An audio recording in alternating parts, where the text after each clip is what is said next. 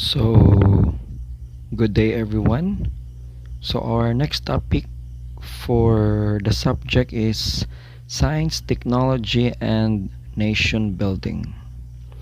So, we have here our lesson objectives. First, discuss the role of science and technology in Philippine nation building, evaluate government policies pertaining to science and technology in terms of their contributions to nation building, and identify actual science and technology policies of the government and appraise their impact on the development of the Filipino nation. So we have here the introduction. So this lesson will discuss the influence of science and technology in the development of the Philippine society. It identifies government programs, projects, and policies geared toward boosting the science and technological capacity of the country, and this lesson will also include discussions on Philippine indigenous science and technology. So we're now on the brief historical background of science and technology in the Philippines. So the history of science and technology of the Philippines started way back before the country gained its independence from the American colonizers. So before the Spanish colonizers, the early inhabitants of the archipelago, so they have had their own culture and traditions. So that would be in pre-Spanish Philippines. So the science is embedded in the way of life.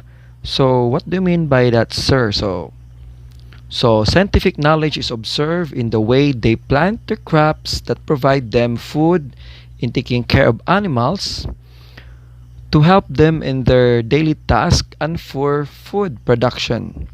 So basically, science is observed in the way they interpret the movements of heavenly bodies to predict seasons and climates, while the technology is used by people in building houses, irrigations, and in developing tools that they can use in everyday life. So they develop tools for planting, hunting, cooking, and fishing, and then for fighting their enemies during war on tribal conflicts.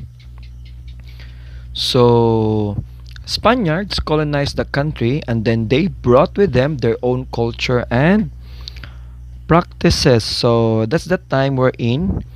They established schools for boys and girls and introduced the concept of subjects and discipline. So it was the beginning of formal science and technology in the country, known now as School of Science and Technology. So their learning of science focuses on understanding different concepts related to human body, plants, animals, and heavenly bodies, while the technology on the Spaniards era so focuses on using the developing house tools used in everyday life.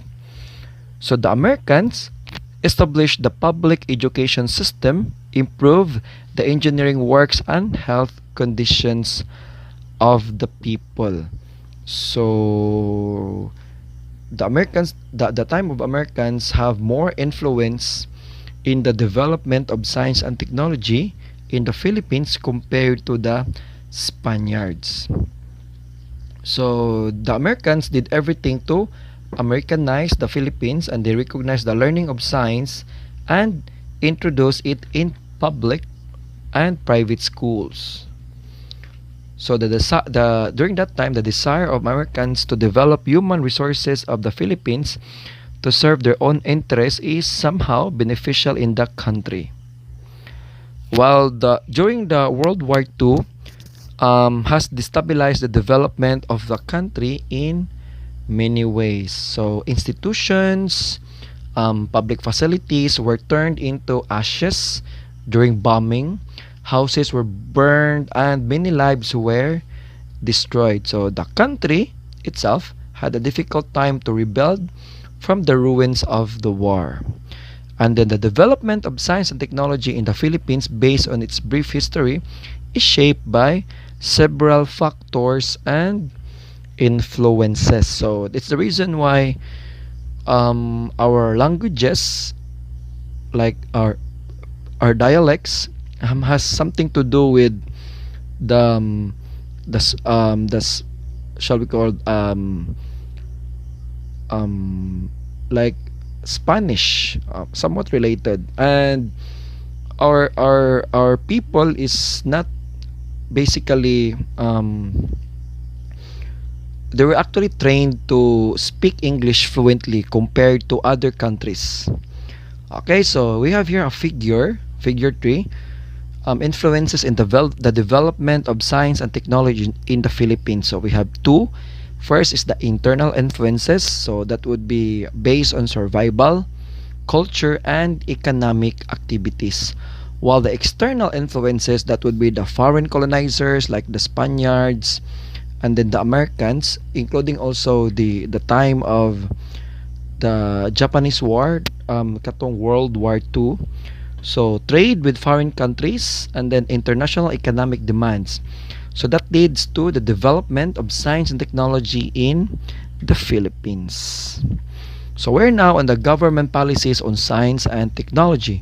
So the Philippine government introduced and implemented several programs, projects, and policies to boost the area of science and technology. Why? Because they were able to identify that science and technology is actually the key to enhance and promote as well as develop our country. So the Philippines now is classified as a developing countries. So Padilla to Concepcion in 2015 reported that in 2015, in response to the ASEAN 2015 agenda, the government, particularly the Department of Science and Technology or DOST, has sought the expertise of the National Research Council of the Philippines or NCRP to consult various sectors in the society to study how the Philippines can prepare itself in meeting the ASEAN 2015 goals. So, sir, what's with the ASEAN 2015 goals? It is somewhat the same na good hapon sa ato ang mission, vision, and goals ato ang university wherein stipulated in our mission, vision, goals that UC graduates are globally competitive. So the NCRP clustered these policies into four, namely, first is the social sciences, humanities, education, international policies, and governance. So integrating ASEAN awareness in basic education without adding to the curriculum. Emphasizing teaching in mother tongue. It's the reason why grade 1 to 3 are being taught in mother tongue. And then developing schools infrastructure and providing for ICT broadband. So we talk about use of computers or shall we say gadgets were already being emphasized, and then local food security. So to avoid katong mga baligya sa gawas and then mahilo ang mga estudyante kay wala gitarong og lungag ang kamuting kahoy. Second, we have physics, engineering, and industrial research, earth and space sciences, and mathematics. So emphasizing degrees, licenses, and employment opportunities. So in the College of Teacher Education at the University of Cebu, so before they offer BA Ed and BS Ed major in general science, and then later on around 2004 it was in year 2005 it was changed into biological and physical sciences.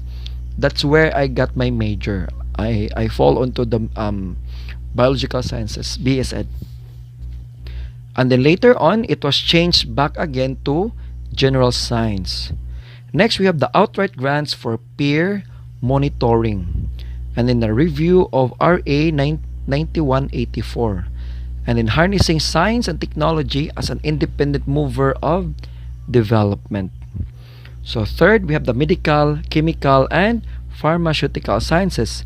So ensuring compliance of drug manufacturing firms with ASEAN harmonized standards by full implementation of the Food and Drug Administration. Take note, ensuring compliance of drug manufacturing firms. So it's the reason why, for example, there was an issue about the dengue vaccine, wherein the FDA, the DOH were actually criticizing each other. So mo na siya. And then creating an education council dedicated to standardization of pharmaceutical services and care. So right now nga naatay pandemya, so the government were actually offering free free free enrollment for medical courses. And then empowering food and drug agencies to conduct evidence-based research as pool of information. So the reason why dengue vaccine was being ridiculed because the study or its study was not yet done and it's already being introduced into the pupils, and then some of the students were actually died on the process. And then allocating 2% of the GDP to research, and then just legislating a law supporting human genome projects. So kanang mag-study na og DNA or human DNA to help discover medicines and to prevent of having cancers. So fourth, we have biological sciences, agriculture, and forestry. So protecting and conserving biodiversity by full implementation of existing laws. Mo na class nga daghan kayo mga haters nga against sa atong government nganong ilang gipaputi ang Manila Bay. Okay? And then use of biosafety and standard model by ASEAN countries. Sir, unsa man na sir? For example, class kanang PPE. So kanang gigamit ron sa mga doctors and nurses to avoid of having contaminated of the disease. Pero naalan dyan wala ma-follow class. Like for example, atong mga doctors and nurses, when they go to the hospital, from their home to the hospital, they are already wearing their uniforms, which is wrong. They should only wear their uniforms once they get inside the hospital. So supposedly, sa hospital na po na sila dapat maligo. After nila maligo sa hospital, mag-wear sila silang uniform and then mag-duty. After nila mo duty, dapat maligo na po na sila. They take off their uniforms and then they put back their katong panglakaw nga sinina before sila mauli kay to avoid cross-contamination. Next, promoting indigenous knowledge systems and indigenous people's conservation. So, muna nagiingon sa itong mga government nga tangkilikin ang sariling atin. So, like sa music, nga maingon ta nga ang mga Filipinos nabuang na sa K-pop. So, dapat, di po na to kalimtan daw ang ato ang own music, kanang OPM. And then, the formulation of common food and safety standards, like unsaon paghimo sa mga processed foods like mga canned goods, mga kanang mga foods that have preservatives, something like that. And then there are also other existing programs supported by the Philippine government through DOST. Some of these projects are the following. So providing funds for basic research and patents related to science and technology. So the government funds basic and applied researches. Funding of this research and projects are also from overseas development aid or ODA from different countries. So napos lagi gitawag class og balik scientist program wherein Filipino scientists who are already working in other countries were being they're asked to return here in the Philippines to serve and help the development of our science and technology here. Next, we have providing scholarships for undergraduate and graduate studies of students in the field of science and technology. So Saloma in 2015 pointed out that the country needs to produce more doctoral graduates in the field of science and technology and produce more research in this fields including engineering. So why atong country manggod class is falls on the category of developing country. So unsaon man nato paggukod sa mga developed countries, di ba? Kung dili ta mo focus ani, so man ang DOST nag-provide sila og gitawag na to og scholarship basin og ganahan mo apply. And then establishing more branches of the Philippine Science High School system for training young Filipinos in the field of science and technology. Sir, for what purpose man na siya, sir, kana mga science high? Well, if graduate ka og science high, dili ka maglisod og apply sa UP. Kay mura man siya, appeal man siya as a requirements. And creating science and technology parks to encourage academe and industry partnerships. So, dili kay puro na lang pod mall, di ba? Or adto sa plaza, masigdit-date. Dapat naapoy mga park pod nga nag-focus sa science and technology nga makita na to ang mga different inventions sa ato ang mga scientists. And then I-mention ho ganina, the Balik Scientist Program to encourage Filipino scientists abroad to come home and work in the Philippines or conduct research and projects in collaboration with Philippine-based scientists. So, in UC, I was one of the teacher who were asked to attend a seminar about Balik Scientist Program held in University of San Carlos. So ako yung represent sa UC. And then the establishment of the National Science Complex and National Engineering Complex within the University of the Philippines, Diliman. So this aim to develop more science and technology and engineering manpower resources needed by the country. They also aim to produce more researchers in these fields. O kadungog mo atong moingon nga ang UP na sila study nga mo raise daw ang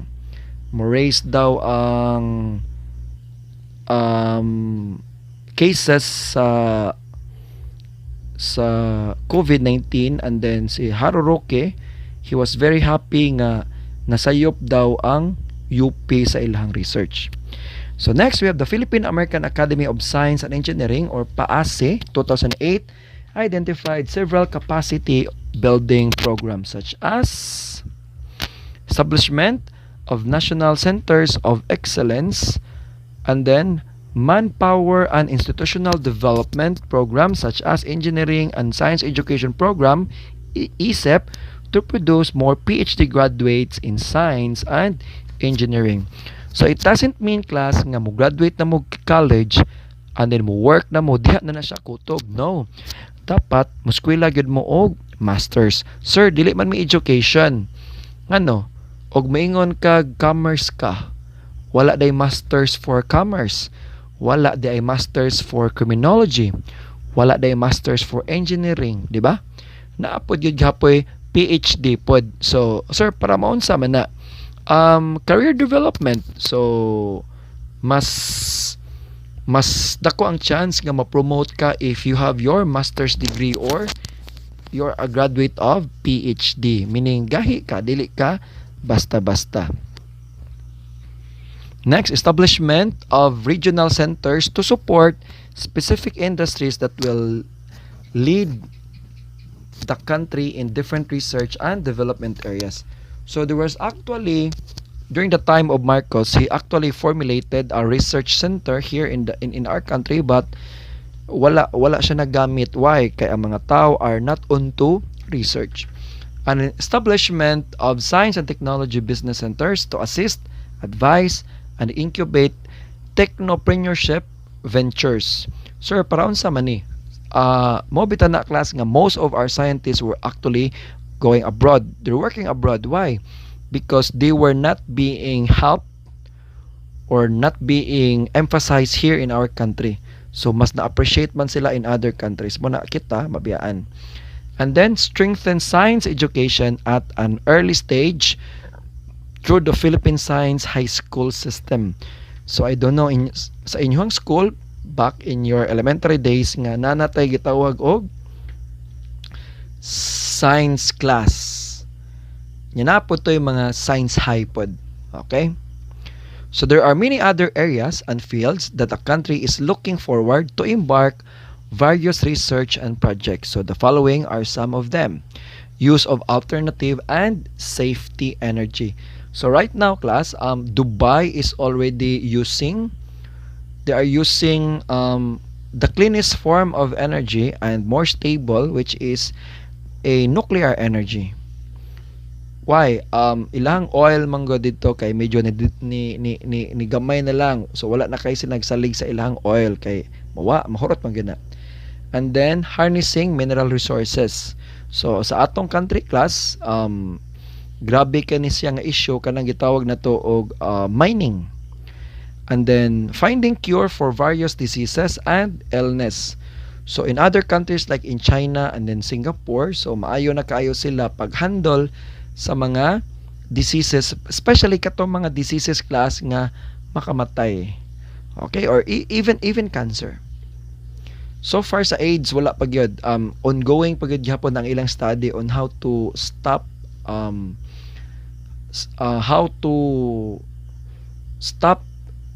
a person from dying with AIDS. And then climate change and global warming. So I think there's no need for me to discuss climate change. So you already know about this. And then increasing food production. So I don't know if you've noticed it, but sa ato ang country, nagsaligta sa other countries like Vietnam as source of rice. So namalit lang taon tag rice sa Vietnam. Kay ang atong supply sa rice here in the Philippines medyo kulang pa gyud. And then preservation of natural resources. So mo na sa here in Cebu kanang kang project ni sa una pa nga project ni Gwen nga kanang Suroy-Suroy Sugbo kay para ma-preserve ang ato ang mga tourist spots. So gihimo na po siya pang tourist spots ang mga natural resources. And in coping with natural disasters and calamities. Mo na, class, I don't know if you've noticed it nga once gali nga naay bagyo or low pressure, mo text din na si NDRRMC, di ba? May na lang naay mo text in town ninyo labi na taon sa mga walay uyab. So na lang. And then infrastructure development. So like you are going to compare Dubai, Singapore, ang ilang mga buildings dito, it's beyond imagination. Na makaingon ta nga possible din na nga buhaton nga ingon ana nga design sa ilaha easy lang kayo. So we are now on the famous Filipinos in the field of science. So naputan tay mga scientists putan ay, and these are the following. Ramon Cabanos Barba, for his outstanding research on tissue culture in the Philippine mangoes. So, class, take note. Kanang inyohang dried mangoes, dili tanan ana kay pure gyud nga mango. Some of them are cultured na, meaning they are actually laboratory grown. Josefino Casas Comiso for his works on observing the characteristics of Antarctica by using satellite images. Imagine ha, Pilipino siya pero ang iyang study Antarctica, di ba? And then Jose Bihar Cruz Jr., known internationally in the field of electrical engineering, was elected as officer of the famous Institute of Electrical and Electronic Engineering. So, big time. Next, Lourdes Jansoy Cruz for her notable for her research on sea snail venom. So, namugod tayo snail diri, class, nga dagat nga venomous kay siya wherein kung masamad ka, mamatay gud ka. But gistadihan na nila kay ilahang i-convert into pain reliever. Kana siya nga snail. Fabian Millar Dairit for his research on herbal medicine. So kanang inyohang mga unsa na din ang mga MX3, so mo na ilang mga focus. And then Rafael Dineros Guerrero III for his research on tilapia culture. So muna ato mga tilapia karon dili na gagmay, dagko na, tambok na, di ba? And then Enrique Mapua Austria Jr. for inventing the meconium drugs testing.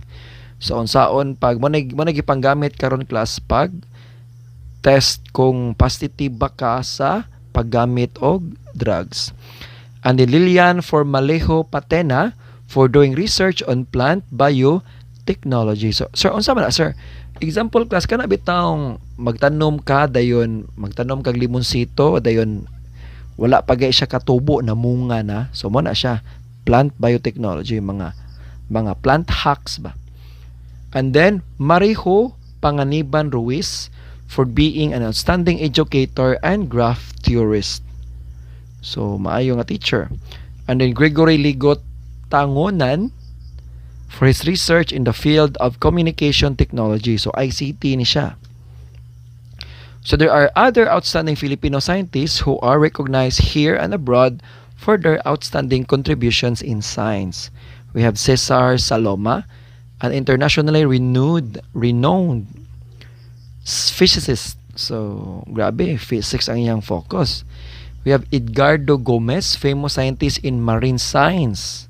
So, that's focus siya sa dagat. William Padolina, chemistry and president of National Academy of Science and Technology or NAST Philippines. And then Angel Alcala, who is a marine science. And that ends our discussion. So, for those questions and clarifications, just write them down and then you are going to ask it to me during our synchronous feedbacking. So, good day everyone.